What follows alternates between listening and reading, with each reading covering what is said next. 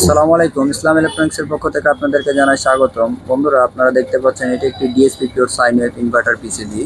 এই পিসিবিটি 4 stage charging. তো বন্ধুরা, এই পিসিবিটি দেখার মেন উদ্দেশ্য হলো যে আমরা অনেকে অনেক ধরনের সাইন ওয়েভ পিসিবি ইউজ করি। তো তার ড্রাইভিং ভোল্টেজগুলো, গেট ভোল্টেজগুলো আমরা বিভিন্ন ধরনের ড্রাইভার ইউজ করে থাকি।